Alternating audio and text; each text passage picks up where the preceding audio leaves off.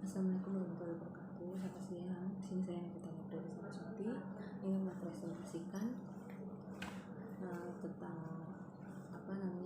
pengaruh lingkungan kerja, disiplin kerja, gaji karyawan, kompetensi karyawan, serta motivasi kerja terhadap kinerja karyawan. Antara di prosesing PT Pos Indonesia Persero Cabang Jakarta Barat. Gunanya yaitu untuk memenuhi salah satu syarat dalam skripsi. Di slide pertama saya akan menjelaskan tentang latar belakang. Di sini saya akan menjelaskan secara singkat saja ya. Yaitu di era perkembangan yang sangat pesat, setiap bisnis, instansi, dan organisasi harus bergerak maju dan menyadari perubahan yang terjadi terutama dalam pengelolaan dan peningkatan sumber daya manusia dalam organisasi perusahaan. Faktor sumber daya manusia dalam suatu perusahaan atau organisasi memegang peranan yang sangat penting karena pegawai berperan sebagai faktor perencanaan, pelaksanaan, pengendalian, dan selalu berperan aktif dalam mencapai keberhasilan tujuan bisnis. Sumber daya manusia yang berfungsi dengan baik harus dapat memahami dan menerapkan semua desain dan harus memanfaatkan semua desain tersebut menjadi tujuan atau sasaran organisasi. Di sini, PT Pos Indonesia Jakarta Barat merupakan badan usaha milik negara atau BUMN yang bergerak di bidang jasa pengiriman, parcel, surat, dan merambah ke jasa keuangan. PT Pos Indonesia sendiri telah berulang kali mengalami perubahan status, dan yang saya tahu yaitu PTT yaitu Pos Telegram dan Telepon, dan berubah lagi menjadi PT Pos Indonesia Persero sampai saat ini. Organisasi bisnis yang dipimpin oleh seorang pimpinan tidak bersifat komersial dan fungsinya lebih pada penyediaan pelayanan publik. Sedangkan slide berikutnya saya akan menjelaskan tentang identifikasi masalah. Di sini identifikasi masalah ada 7. Saya akan sebutkan satu-satu. Yang pertama yaitu kurangnya rasa tanggung jawab karyawan yang kurang optimal terhadap tugas yang dikerjakan. Yang kedua, kurangnya ketepatan waktu dalam bekerja dikarenakan adanya miscommunication antara karyawan dengan atasan. Yang ketiga, kurangnya kedisiplinan disebabkan karena keterlambatan karyawan saat masuk, saat pengiriman, masih terlambat, dan sebagainya. Yang keempat, masih banyaknya karyawan yang menyimpang dengan prosedur perusahaan seperti absensi.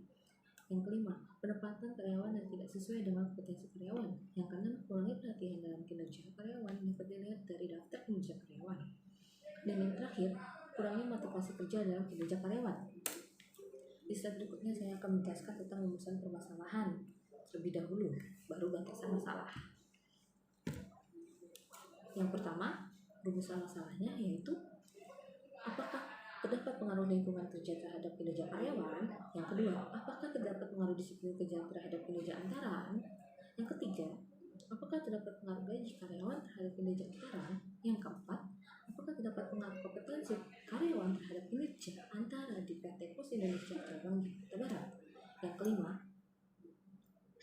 apakah terdapat pengaruh motivasi kerja terhadap kinerja antaran. Yang keenam, apakah terdapat pengaruh kinerja karyawan di PT Pos Indonesia Cabang Jakarta Barat. Dan yang terakhir, apakah terdapat pengaruh lingkungan kerja, disiplin kerja, gaji karyawan, kompetensi karyawan, motivasi kerja secara bersama-sama terhadap kinerja karyawan di PT Pos Indonesia Cabang Jakarta Barat. Dan berikutnya saya akan menjelaskan tentang batasan masalah. Batasan masalah di sini ada 3.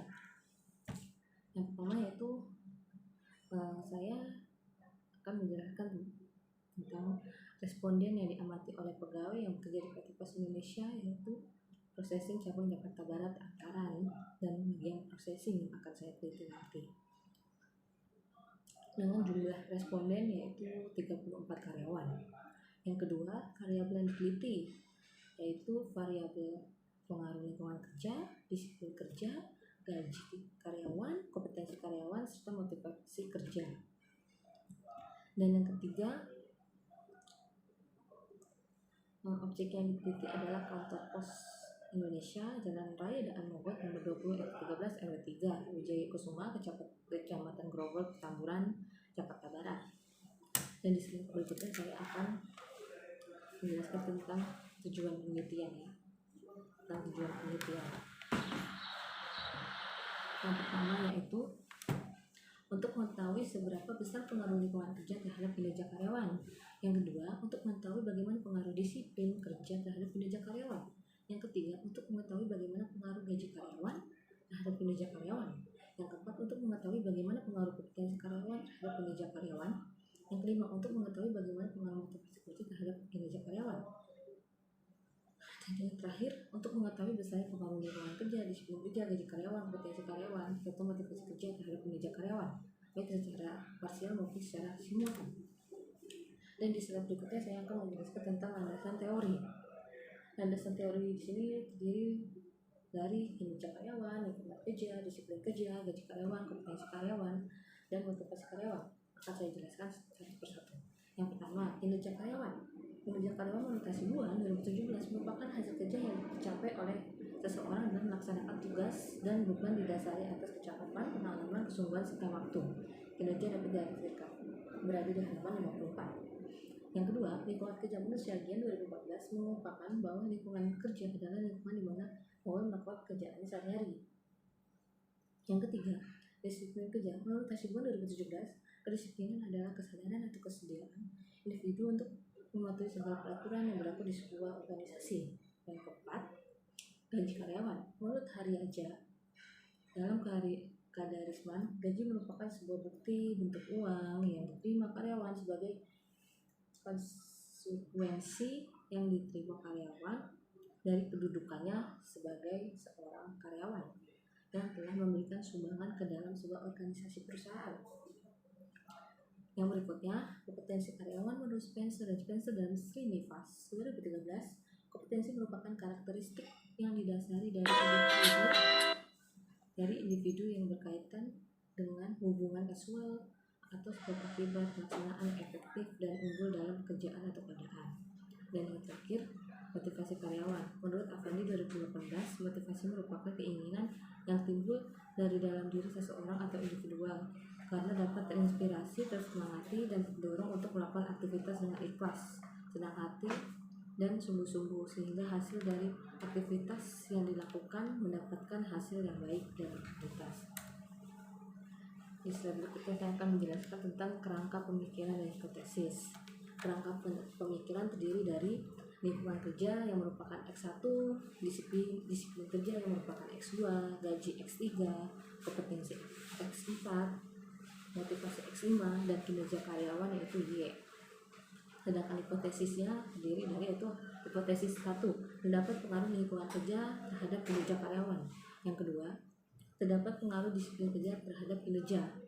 Yang ketiga, atau hipotesis 3, dapat pengaruh gaji karyawan terhadap kinerja. Hipotesis 4, terdapat pengaruh kompetensi karyawan terhadap kinerja.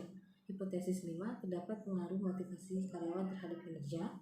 Dan yang terakhir, hipotesis 6, lingkungan kerja, disiplin, gaji, kompetensi, motivasi secara bersama-sama terhadap kinerja karyawan.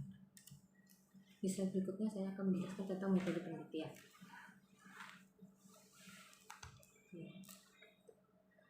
Tentang metode penelitian. Di sini dapat dilihat yang pertama metode penelitian, yaitu metode korelasional atau korelasional research. Yang kedua, objek penelitian. Objeknya yaitu pada PT Pos Indonesia Cabang Jakarta Barat, khususnya karyawan, antara, dan prosesi. Di sini yang ketiga, saya menjelaskan tentang jenis data. Jenis datanya itu saya menggunakan data subjek. Data subjek itu terdiri dari kuesioner, wawancara, ataupun melihat dari data yang sudah ada.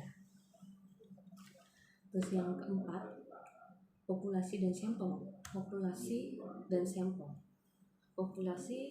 sampel yang saya gunakan berjumlah 34 responden dan menggunakan metode sampling jenuh menurut Sugiono 2017-81. Dan yang terakhir, pengolahan data. Saya mengolah data ini menggunakan aplikasi SPSS 2025. Di sini saya akan menjelaskan hasil penelitian yang saya itu menggunakan SPSS 25. Yang pertama,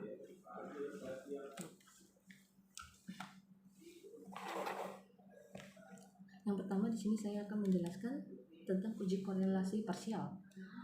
Uji korelasi parsial berpengaruh positif variabel X1 terhadap Y, berarti mereka berpengaruh positif. Sedangkan uji korelasi parsial pada variabel X2 terhadap Y yaitu 0,021 berpengaruh positif dan sangat kuat.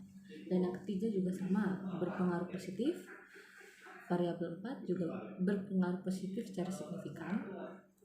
Yang kelima, berpengaruh positif dan hasil dari keseluruhan variabel X1, X2, X3, X4, X5 terhadap variabel Y yaitu 0,024 berpengaruh positif dan sangat kuat.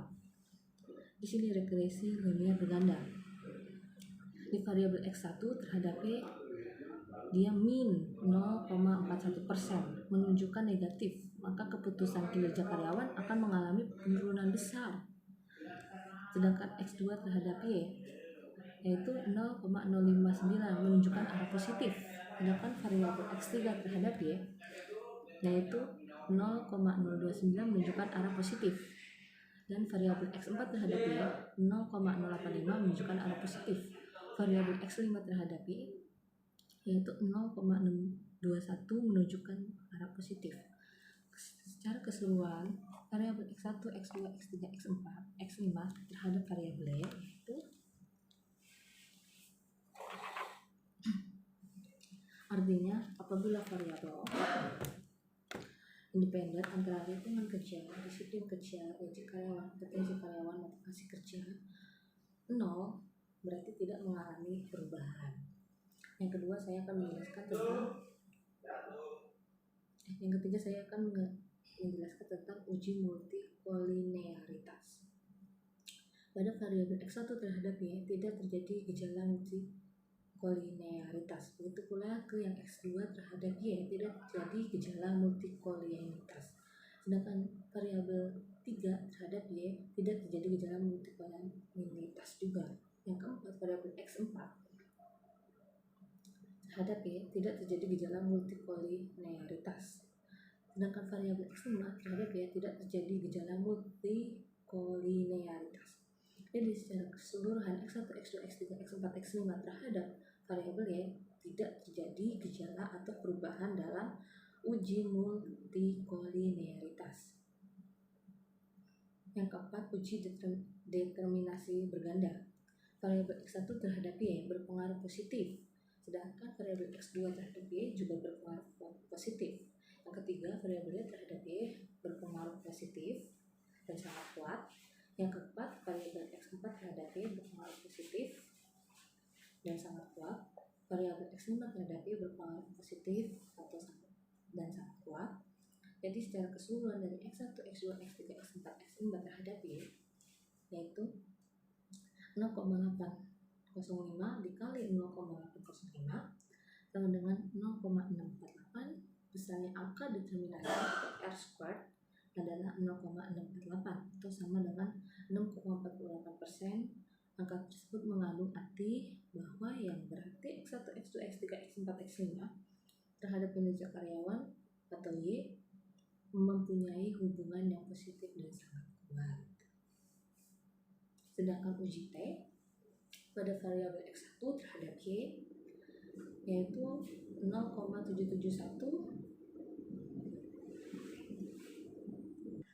sedangkan uji T pada variabel X1 terhadap Y 0,771 itu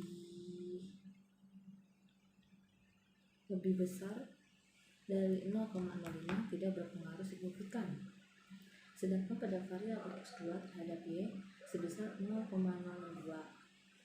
atau lebih besar juga terhadap 0,05 sama dengan 1,94, lebih kecil dari 2,04 atau tidak berpengaruh signifikan terhadap variabel kinerja karyawan.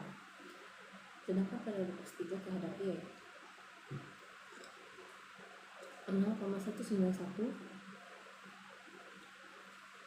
lebih kecil dari 2,041 atau tidak berpengaruh.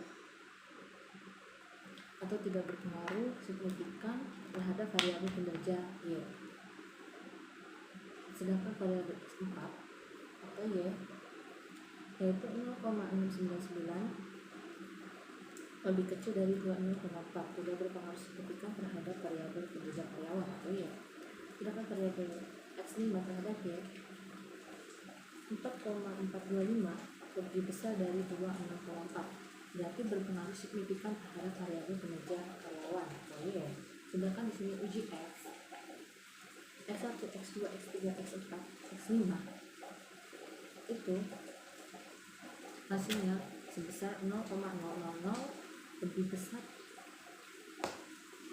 lebih kecil dari 0,05, maka berkesimpulan bahwa variabel motivasi, lingkungan kerja, kompetensi, disiplin kerja, gaji karyawan berpengaruh signifikan secara simultan atau bersama-sama terhadap variabel kinerja karyawan. Kesimpulan saya, variabel motivasi X5 mempunyai nilai signifikan sebesar 0,00 atau lebih besar dari 0, atau lebih kecil dari 0,05, atau terhitung yaitu 4,425 lebih besar dari 2,04. Maka berkesimpulan variabel motivasi X5 berpengaruh signifikan terhadap variabel kinerja karyawan atau Y. Yang kedua, berdasarkan output SPSS uji R atau determinasi, diketahui nilai tersebut sebesar 0,648, atau nilai tersebut berdasarkan dari 0,8805 kali 0,805 sama dengan 0,648. Misalnya angka determinasi atau R squared adalah 0,648 atau sama dengan 6,48%. Angka tersebut mengandung arti bahwa X1, X2, X3, X4, X5 secara simultan berpengaruh terhadap variabel Y sebesar 4,8%. Yang ketiga, hasil dari perhitungan koefisien regresi berganda pada variabel lingkungan kerja X1 menunjukkan lebih kecil min 0,14 yang menunjukkan arah negatif, yang artinya apabila variabel independen bersifat konstan atau tidak mengalami perubahan, maka keputusan kinerja karyawan akan mengalami penurunan sebesar min 0,14%. Sedangkan yang berikutnya yaitu hasil S3 yaitu gaji karyawan. Hasil dari perhitungan regresi linier berganda sebesar 0,029 menunjukkan ke arah positif. Sedangkan variabel X4 0,85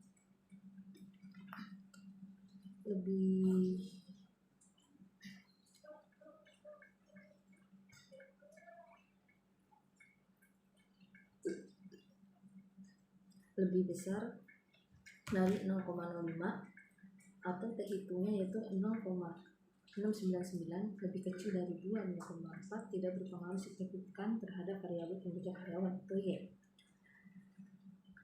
Dari hasil perhitungan uji F mendapatkan hasil sebesar 0,0000 menunjukkan bahwa lebih kecil dari 0,05, maka berkesimpulan bahwa variabel motivasi lingkungan kerja, kompetensi, disiplin kerja, gaji berpengaruh signifikan secara simultan bersama-sama terhadap variabel kinerja karyawan. Saran saya, yang pertama, PT Pos Indonesia cabang Jakarta Barat seharusnya lebih memperhatikan kembali motivasi karyawan agar tidak berpengaruh ke kinerja karyawan. Yang kedua, PT Pos Indonesia cabang Jakarta seharusnya dapat mempertahankan dan meningkatkan produktivitas kerja. Yang ketiga, dari hasil penelitian menunjukkan bahwa terdapat pengaruh yang signifikan secara bersama-sama antara lingkungan kerja, disiplin kerja, gaji karyawan, indikasi kerja terhadap kinerja karyawan. Diharapkan agar indikator tersebut dapat dipertahankan dan ditingkatkan lagi agar keputusan tersebut dapat meningkat. Yang keempat, bagi peneliti selanjutnya sebaiknya melakukan penelitian dengan menambah variabel lain untuk diteliti seperti pelatihan, kepemimpinan, prestasi kerja yang mempengaruhi keputusan kinerja karyawan.